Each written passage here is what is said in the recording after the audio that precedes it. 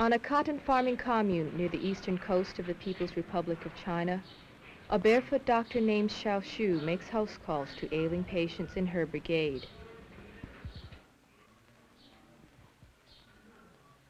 Before the establishment of the People's Republic, medical services were almost non-existent here, as in most agricultural areas throughout China. Malnutrition and epidemics were widespread. In 1949, China had only 20,000 doctors. Today, there are nearly 200,000, and many are working in the countryside. But the main force of the rural healthcare system is the barefoot doctor, a paramedic like Xiao Shu, who provides health and medical services on the farms. The vast improvement in rural health conditions rely greatly on modern medicine, but an innovative usage of traditional resources was China's principal strategy against the age-old problems of disease.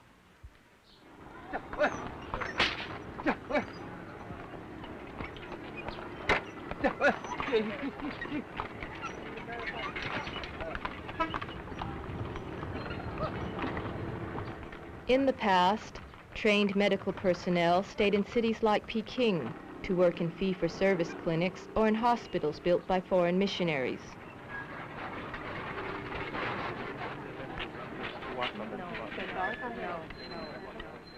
Urban dwellers still benefit from modern medical facilities, such as the Peking No. 2 Friendship Hospital.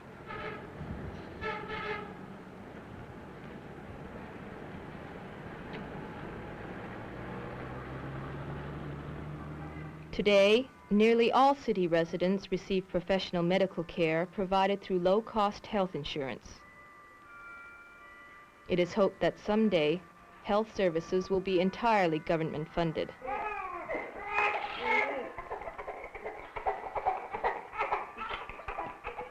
Free medical care for factory workers and 50% coverage for their dependents was made available in the early 1950s.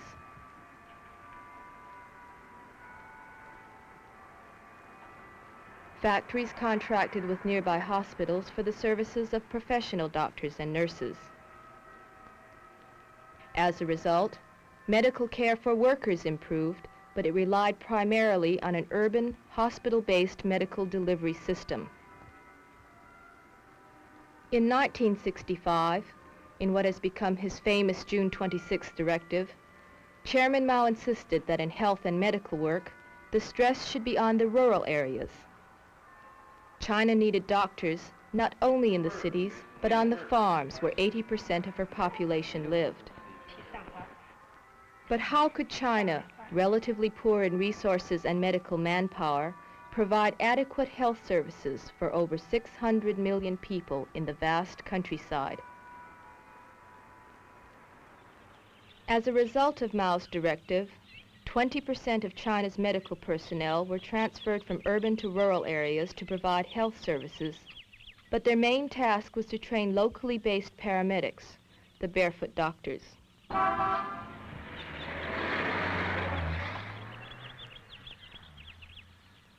The name barefoot doctor is a literal translation of the Chinese term 赤脚医生.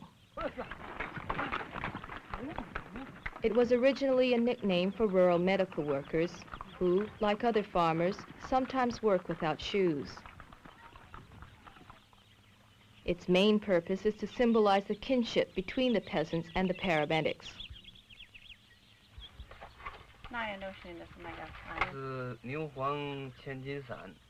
Lao Huang is a barefoot doctor in northern China who spends half of his time working in the rice fields. In his barefoot doctor kit, he carries first aid equipment and some medicines.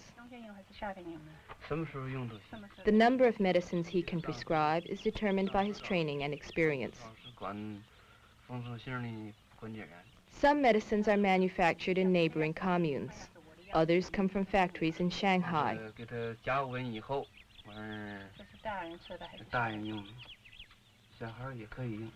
Advanced barefoot doctors may spend less time in the fields, but some farm work is required for everyone. Lao Huang earns as much as other farmers with the same labor power, about 40 Chinese dollars per month.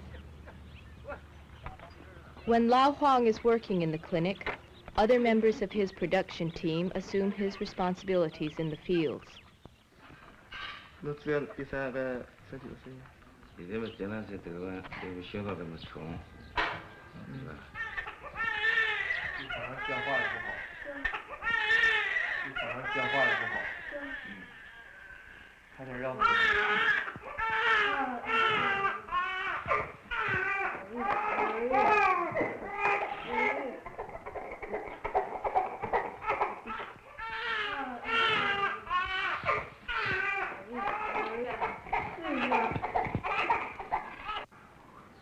All communes are composed of smaller units called brigades. Each brigade maintains a small clinic which serves approximately 1,500 people. The number of barefoot doctors per clinic varies from commune to commune.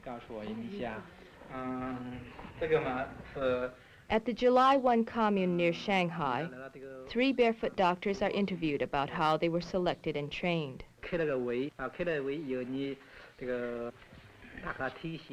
Candidates are nominated at open meetings, then approved by health officials. Qualifications are based on record of public service and aptitude for health work. Family background and political attitudes are also considered. The primary motivation for becoming a barefoot doctor must be to serve the people. 我当了3年。当了3年。这个你。我也当7年。所以你们2个都是7年，你是3年了。时间分布的特点是不一样的。In the late 1960s, the initial group of barefoot doctors was trained on the communes for 1 to 4 months during the agricultural slack season. In some areas, basic training is now a more formal 6-month program financed by the government. These students at the Shenyang School of Public Health will eventually receive a total of 2 years of classroom and clinical instruction. Over half of the barefoot doctors in this class are women.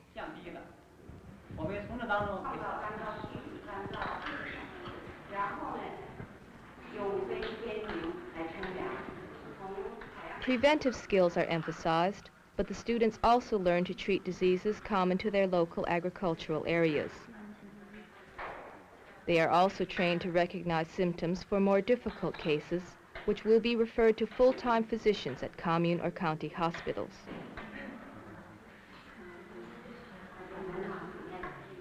As part of their basic medical program, barefoot doctors study gynecology and obstetrics.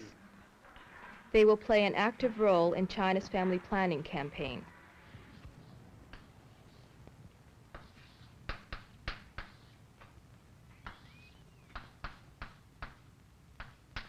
Professional doctors from local hospitals or those traveling with mobile health teams periodically conduct classes for barefoot doctors to upgrade their medical training.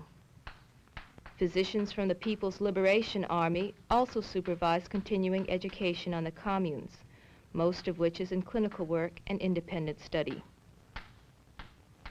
Although 2 years of cumulative instruction is the goal, some of the most dedicated and talented barefoot doctors will eventually enter medical school and become physicians.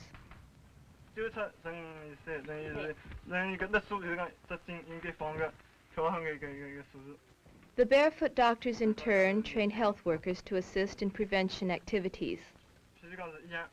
Educational programs emphasize personal hygiene and environmental sanitation. Water samples are collected periodically from local wells and tested for contamination.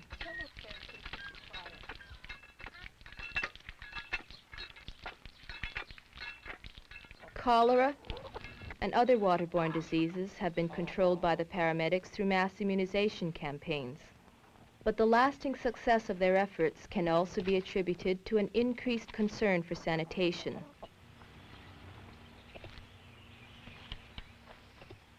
Parasitic diseases, such as schistosomiasis and hookworm disease, have been aggravated by the custom of using human feces as fertilizer. Much effort is spent teaching farmers how to store and compost human waste. 坚持每到7到10天， Barefoot doctors inspect backyard night soil deposits, which must be kept away from living quarters and covered.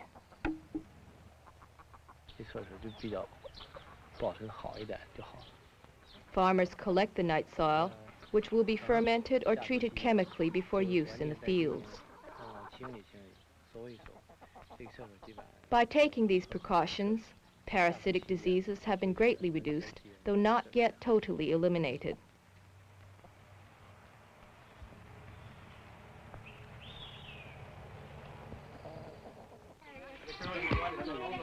Periodically, entire communities are mobilized to kill disease-causing insects. The national anti-pest campaigns of the 1950s were directed against flies, rats, mosquitoes, bedbugs, and roaches. During the summer, farmers clear rainwater from ditches and spray insecticide to keep mosquitoes away from their homes. Malaria and other diseases have been greatly reduced, but mosquitoes breed in wet rice fields and are still a nuisance.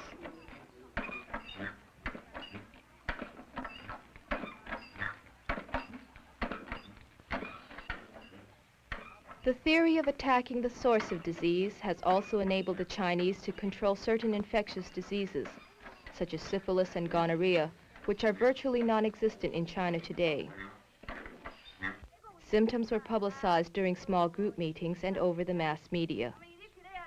Affected persons were urged to go for treatment. Health education for the public is a major part of the Barefoot Doctors Prevention Program and China's principal strategy against disease.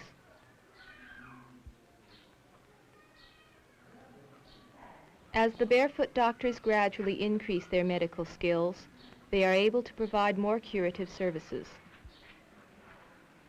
Gao Zhang has been a barefoot doctor for 3 years. Like most barefoot doctors, Gao Zhang works in his native village, where many of his patients are relatives and friends. These personal ties help to promote close doctor-patient relationships, which are largely responsible for the effectiveness of the paramedics.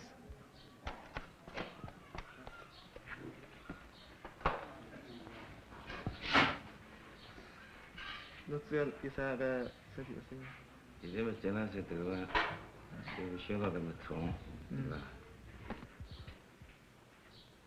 barefoot doctor's patients pay the equivalent of $1 per year, or approximately 1% of their annual income, to a cooperative insurance fund.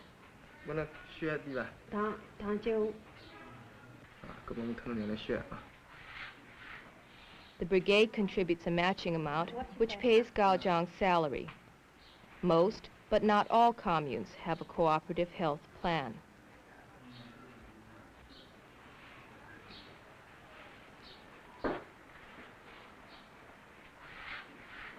In addition to Western medical techniques, traditional Chinese treatments are administered by barefoot doctors. The most popular is acupuncture, which has been used for centuries as a method for treating various ailments, such as headaches.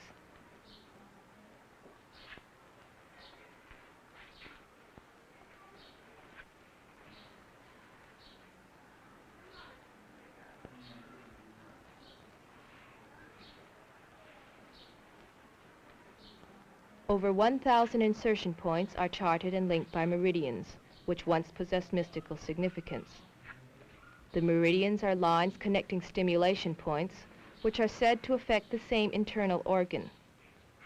According to one of many theories, internal reactions occur because of a cutaneovisceral reflex.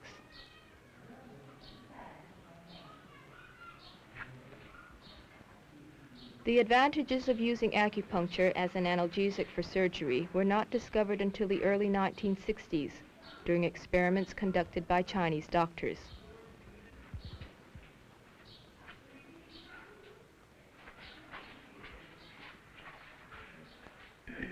Both Western-style medicines and Chinese herbal medicines are prescribed at the clinic. Patients can specify a preference.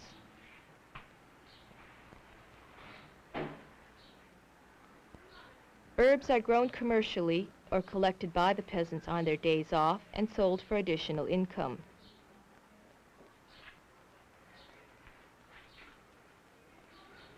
Some herbs are grown by the barefoot doctors in small garden plots behind the clinic.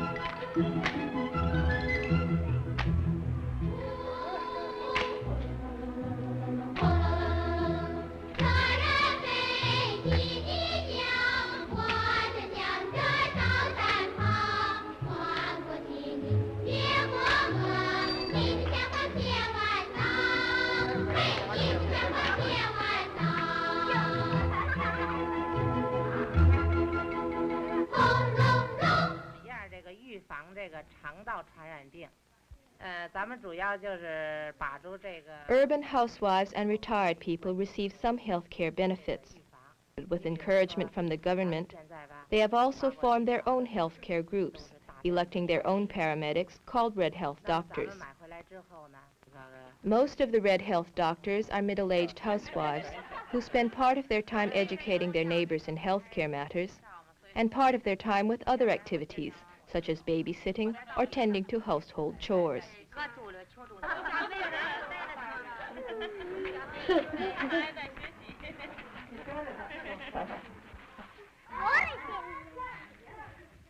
Household tasks may include caring for homegrown ginseng plants and other medicinal herbs.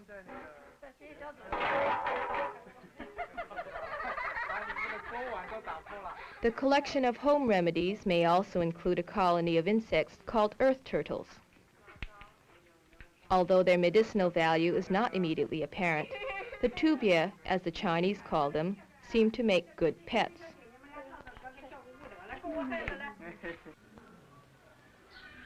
Lao Liu is a Red Health Doctor at the Xichang'an Hutung in Peking.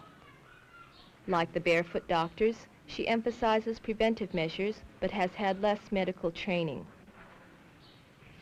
At this health station, services such as this acupuncture treatment for rheumatism cost as little as 5 cents. Many people, especially older patients, still prefer traditional Chinese treatments.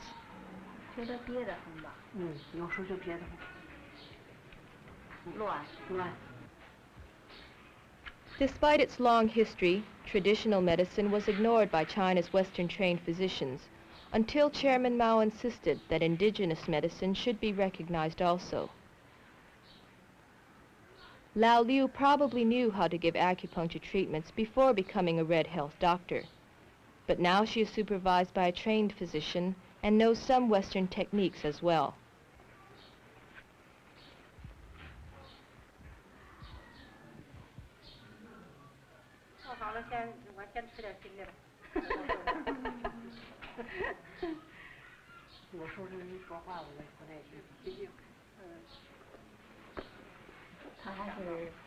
Lao Liu and her partners also know how to make 10 varieties of herbal pills, one of which they say is very effective against the common cold.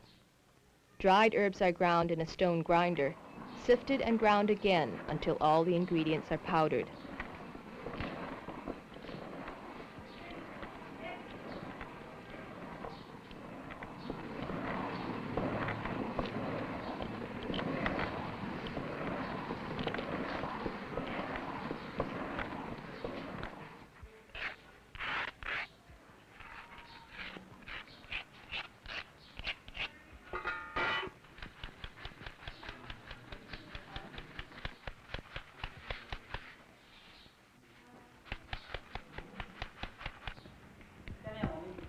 The combined use of Chinese and Western medicine is described by a popular saying, "Liang tiao tui zhou lu."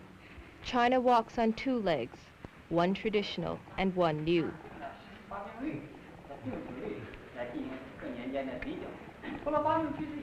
The curriculum for all medical students now includes courses taught by Chinese pharmacologists who once considered medicinal recipes to be highly prized secrets. Learning to identify all the ingredients can be a difficult task. 它固有的表现出一些 10% of the students at the Liaoning School of Chinese Medicine are People's Liberation Army soldiers. 呼吸道传染病。 Nearly half of the other students were barefoot doctors before entering medical school. 国家制造了麻痹 In 4 years, they will become physicians with a specialty in Chinese medicine and will help train barefoot doctors in the use of herbs and other medical techniques. 有一个周期的流行高峰。 One reason traditional medicine is supported by the government is because it makes good use of available materials and natural resources. Wild herbs are preferred because they are considered to be more potent.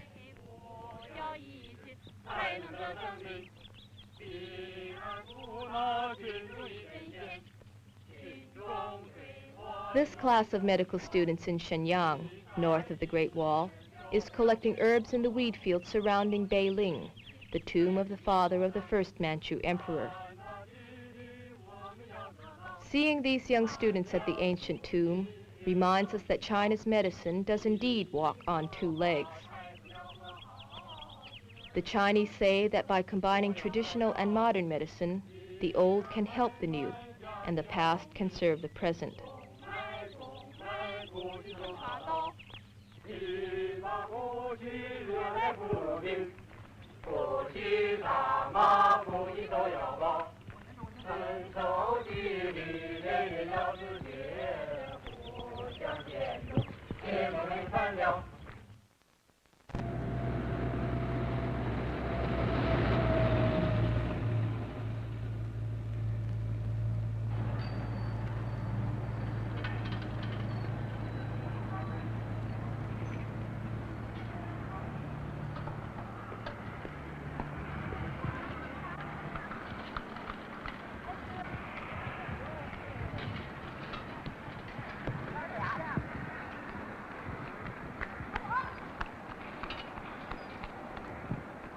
The Liaoning School of Chinese Medicine is one of several medical colleges which specialize in developing new techniques from traditional ones. It operates a small factory where medicines are made by simple and inexpensive methods which can be used by barefoot doctors with limited equipment and training. Ingredients are chopped, dried, and shredded, then ground in large stone mills. Some mills are patterned after designs several thousand years old, with electricity replacing the traditional power source.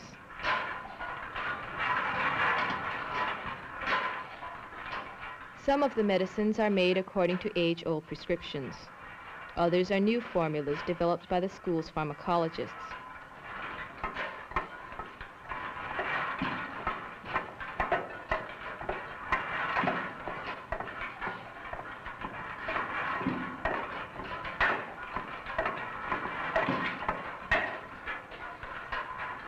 Small quantities are ground in a foot mill.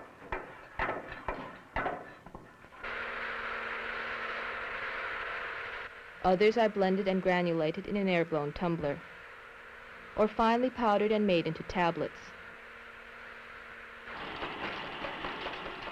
The machines, like the medicines themselves, are made from available materials.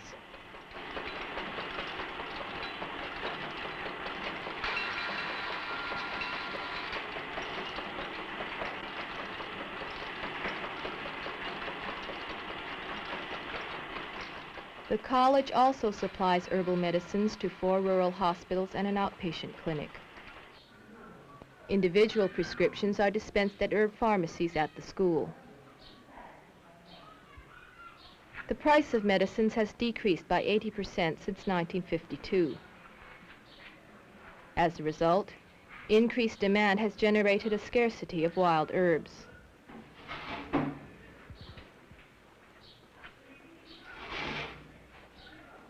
Posters illustrating substances with medicinal value are distributed among the peasants, who can help barefoot doctors gather more herbs. Prescriptions are double-checked by one of the pharmacists, then bagged and labeled and sent to the pharmacy kitchen. The cost of prescriptions, along with the doctor's bill and other hospital fees, is usually covered by insurance.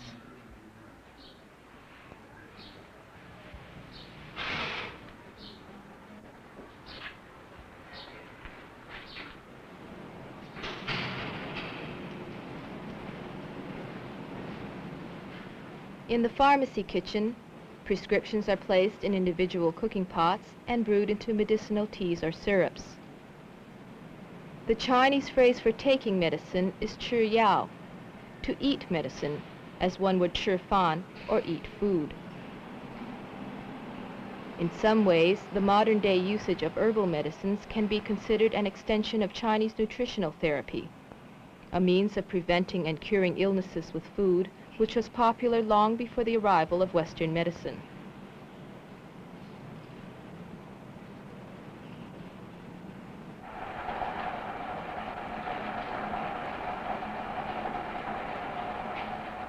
Some herbal medicines are new combinations of traditional ingredients, such as this thick medicinal syrup, which will be made into Chinese-style medicine balls.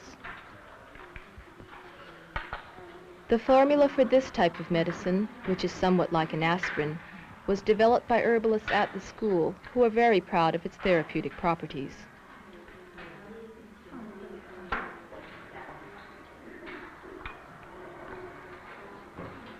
According to directions on the back of the package, small bits taken with water should help to cure headaches and colds.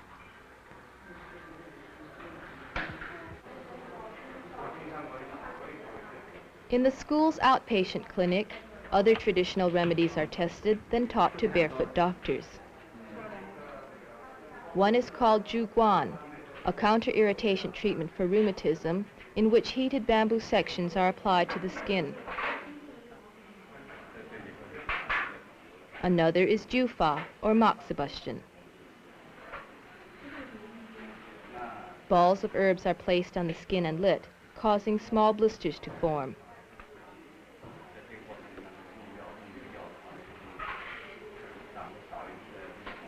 A Zhuguan patient must return several times for the treatment to be effective.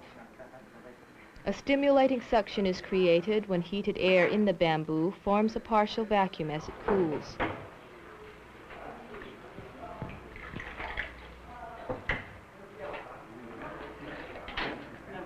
Like many other traditional remedies, Zhuguan treatments are simple to perform and do not require expensive medical equipment. Acupuncture has become well known as an anesthetic, but in addition to its ability to mask pain, it can also stimulate areas which have lost sensitivity. Needles of varying lengths are inserted at different points depending on the nature of the ailment. Occasionally, acupuncture is used in conjunction with another treatment called Baguan.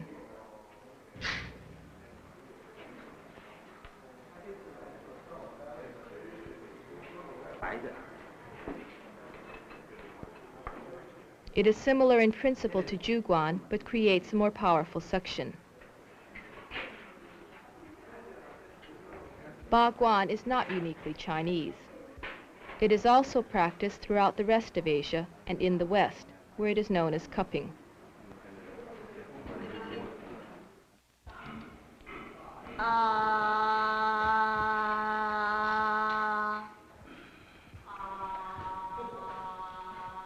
A traditional method of removing tonsils by cauterization is also performed in the clinic.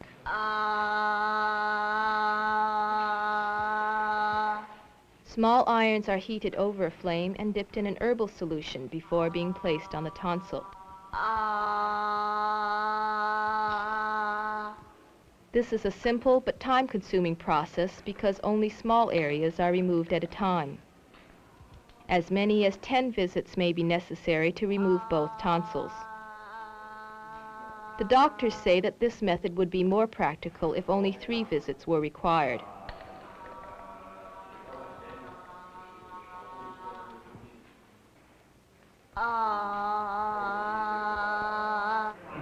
Although most barefoot doctors do not perform dental work, they are occasionally required to extract teeth. For this, they rely on a relatively painless method called acupressure. The purpose of this simple technique is to eliminate the need for expensive dental equipment, such as hypodermic needles and Novocaine. The doctor places his hands on the patient's face and exerts pressure on the upper maxillary nerves. This creates a temporary numbness, similar to what happens when one's foot goes to sleep.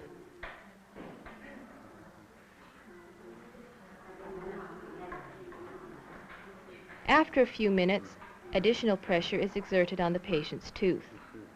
This tooth is being removed for cosmetic reasons.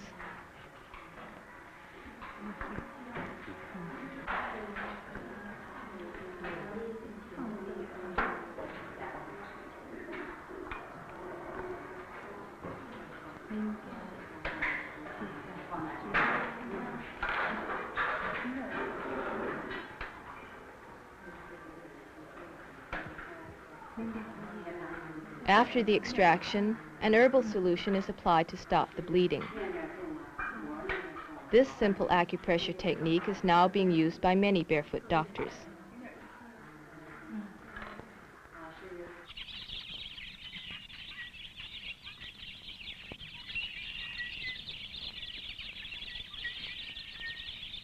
While improved health in the countryside can be attributed to better medical care, it is also a result of better nutrition. Much effort is devoted to increasing the supply of animal protein. Dairy products are being introduced. Animals are raised both communally and privately. Whatever a family does not use for its own consumption can be sold at the local market or to the state.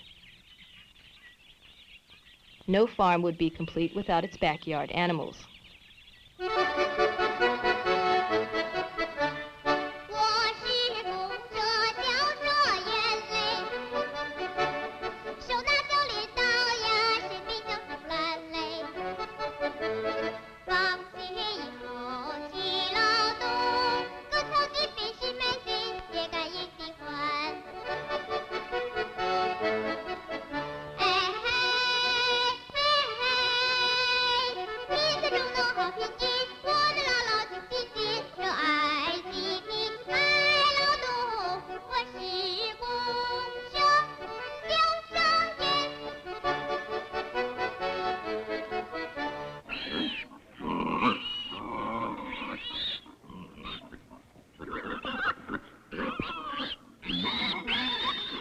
Pigs are bred not only for their meat, but also for their manure, which is the main source of fertilizer.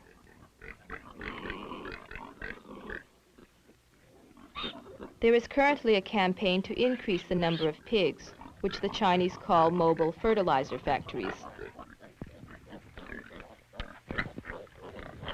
A barefoot doctor specializing in the care of animals occasionally visits peasant breeders. They call him a barefoot veterinarian.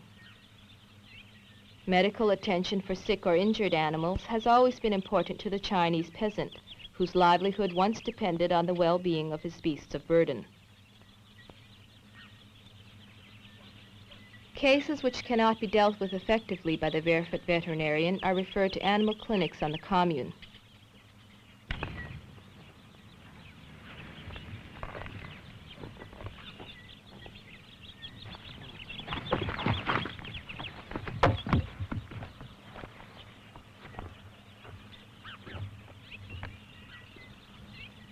At the animal clinic, veterinarians administer both Western and Chinese medical treatments.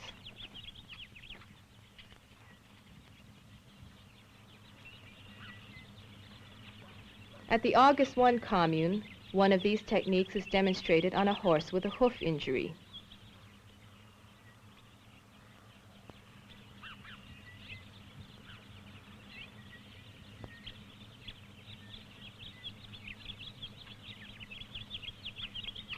A popular remedy for many human ailments, acupuncture is also used to treat sick animals.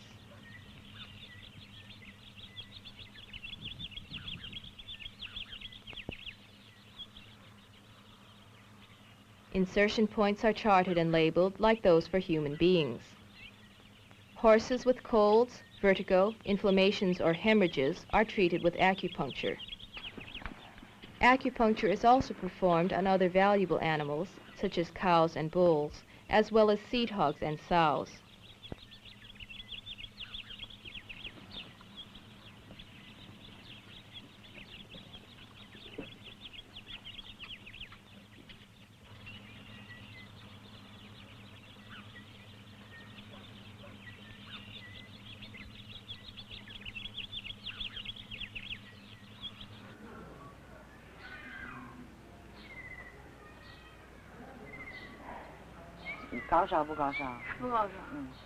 A barefoot doctor specializing in midwifery assists in childbirth as well as prenatal and perinatal care. This midwife is visiting a young peasant mother a week after the birth of her first child.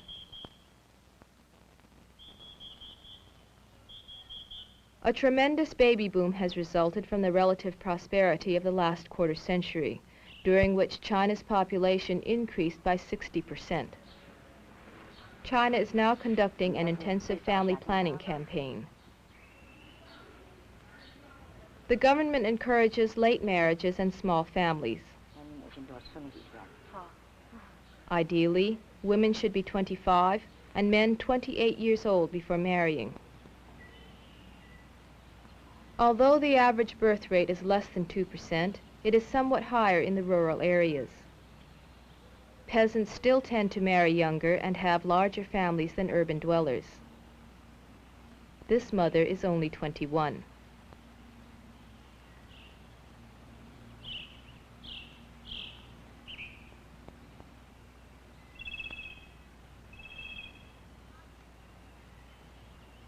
Before 1949, China's infant mortality rate was extremely high.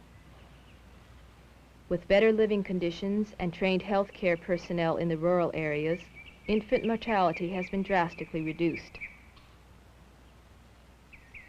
This 7-day-old baby boy, wrapped in red in the traditional Chinese fashion, can look forward to a long and healthy life.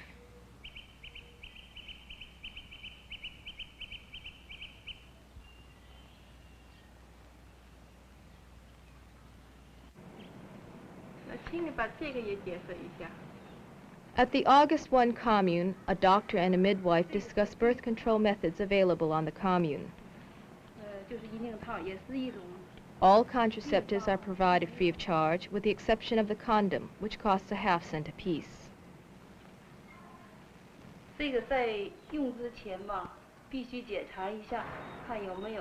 Although they are sold in stores, condoms, like other contraceptives, are available to married couples only.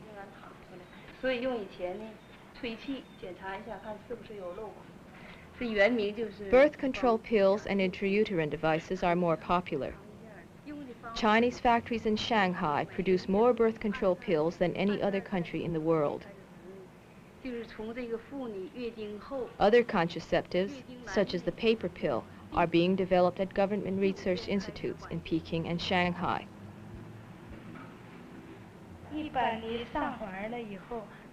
This midwife keeps records for every family in the brigade, indicating which method of contraception is being used.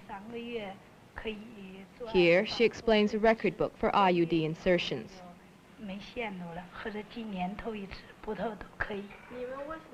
Vasectomies and tubal ligations are encouraged for parents who have completed their families.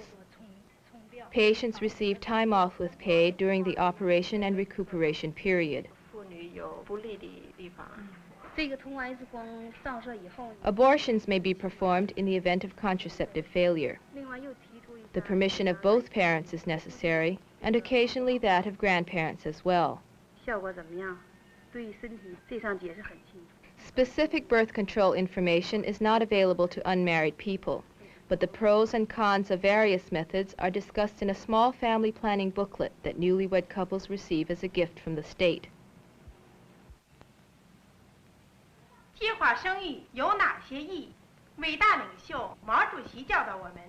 In China, family planning is not only a personal matter, but a national concern. Messages are broadcast over radio and the ever-present loudspeaker.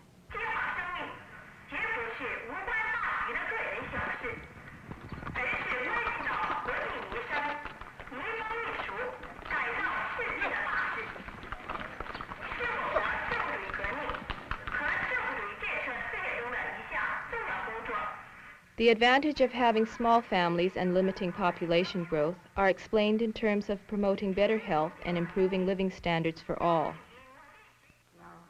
Parents should have only 2 children, with a recommended spacing of 4 years. Propaganda work is necessary to counteract the pressures from grandparents to have more children, male babies in particular. 孩子4个月。2岁孩子以下你就带的话。啊。来过月经吗？没有。这孩子还挺胖的，体来格挺好。Midwives and barefoot doctors also deliver birth control pills to married women on the commune. Barefoot Dr. Xiao Xu delivers a once-a-month birth control pill that is being tested on her commune near Shanghai. 后来我把这个重大的意义和他讲了，他也赞同。去年把花摘了，给我的这个。是啊，谢了。现在才去测试没有？现在没采。 One of the most important aspects of China's family planning campaign is providing jobs for women. Women comprise 80% of the employees at this lock factory. The factory's barefoot doctors keep track of the women's menstrual cycles and deliver birth control pills at the proper time.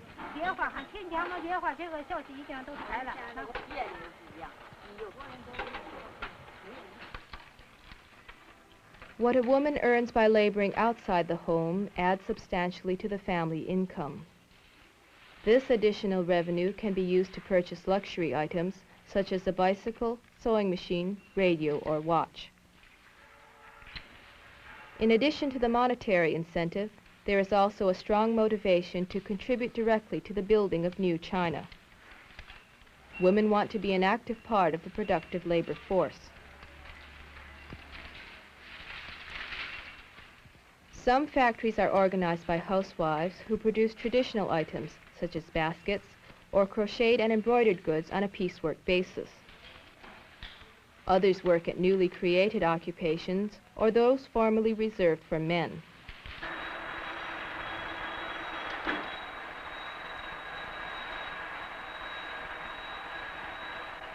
Women lathe operators work in small rural factories organized to aid the commune in becoming self-reliant.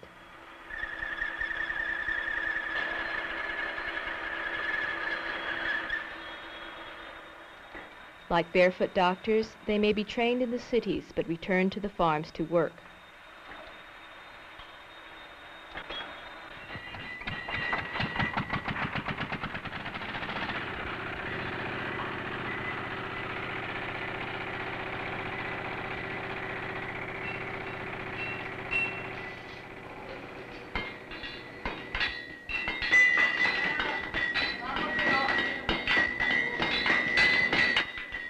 Some of the more strenuous jobs are still performed by men.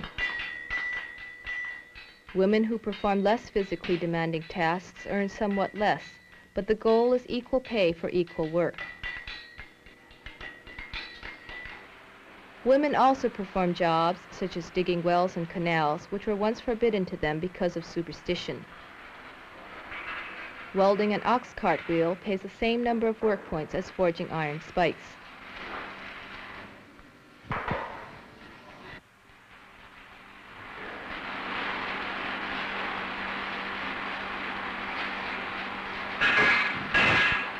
Although the midwives and barefoot doctors play a crucial role in China's family planning campaign, the availability of jobs for women is one of the most important reasons for its success. By keeping population growth in line with the ability to provide medical services, family planning will be a major factor in the future of health care in the countryside.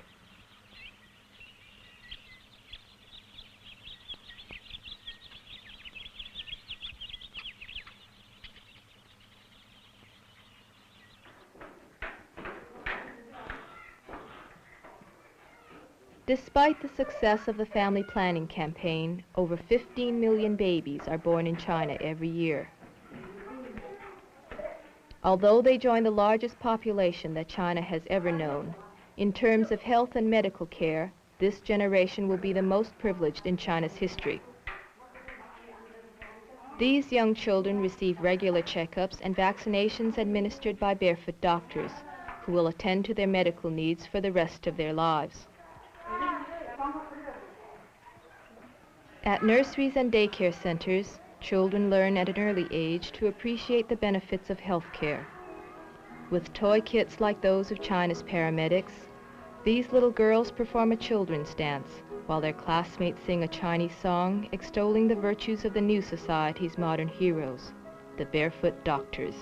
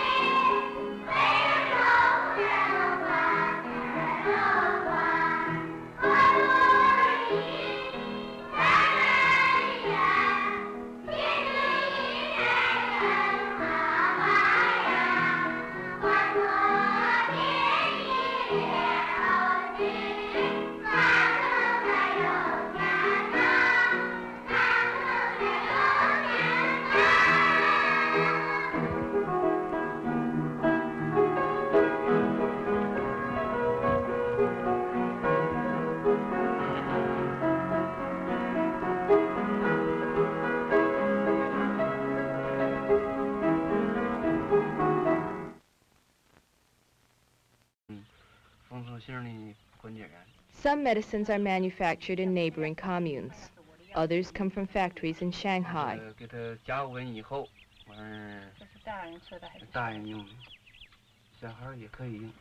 Advanced barefoot doctors may spend less time in the fields, but some farm work is required for everyone. Lao Huang earns as much as other farmers with the same labor power, about 40 Chinese dollars per month.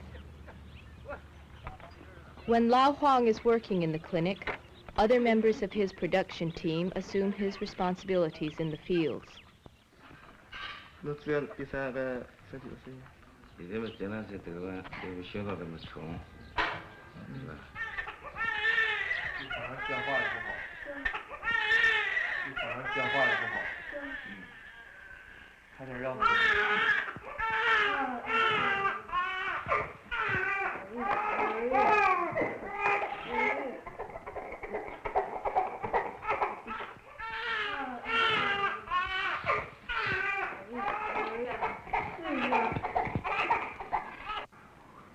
All communes are composed of smaller units called brigades. Each brigade maintains a small clinic which serves approximately 1,500 people. The number of barefoot doctors per clinic varies from commune to commune. At the July 1 commune near Shanghai, 3 barefoot doctors are interviewed about how they were selected and trained.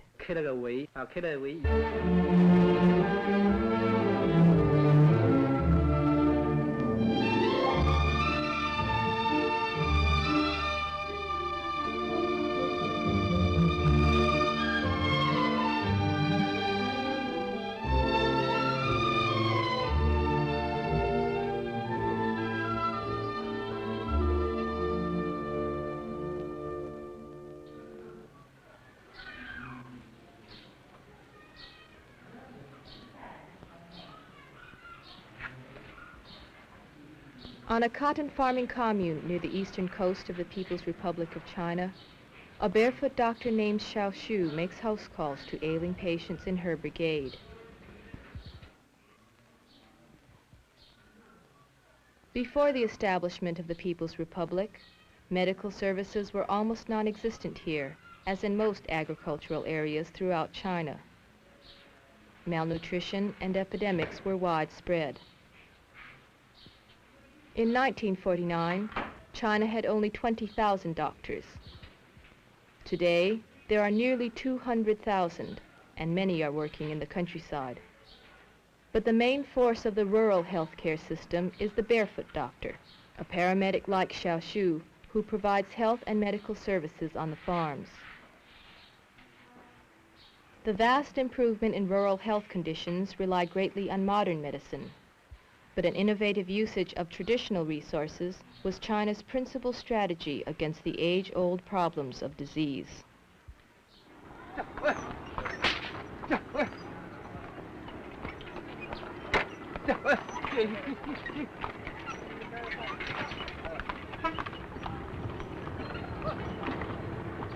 In the past, trained medical personnel stayed in cities like Peking to work in fee-for-service clinics or in hospitals built by foreign missionaries.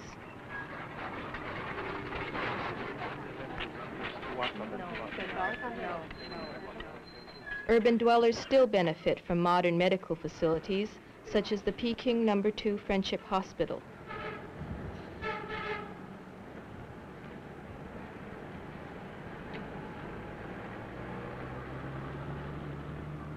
Today, nearly all city residents receive professional medical care provided through low-cost health insurance. It is hoped that someday, health services will be entirely government-funded.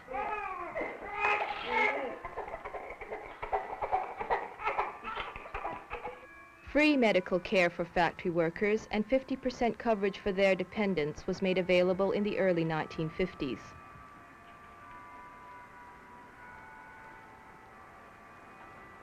Factories contracted with nearby hospitals for the services of professional doctors and nurses.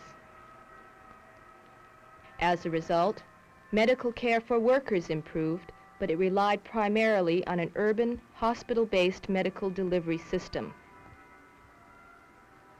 In 1965, in what has become his famous June 26 directive, Chairman Mao insisted that in health and medical work, the stress should be on the rural areas. China needed doctors not only in the cities, but on the farms where 80% of her population lived. But how could China, relatively poor in resources and medical manpower, provide adequate health services for over 600 million people in the vast countryside? As a result of Mao's directive, 20% of China's medical personnel were transferred from urban to rural areas to provide health services, but their main task was to train locally based paramedics, the barefoot doctors.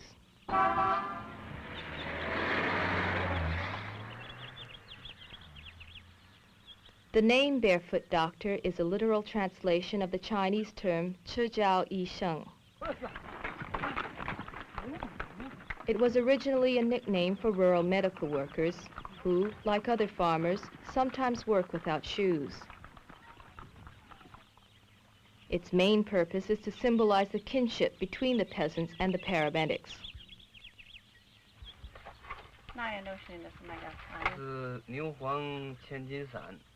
Lao Huang is a barefoot doctor in northern China who spends half of his time working in the rice fields. In his barefoot doctor kit, he carries first aid equipment and some medicines. The number of medicines he can prescribe is determined by his training and experience.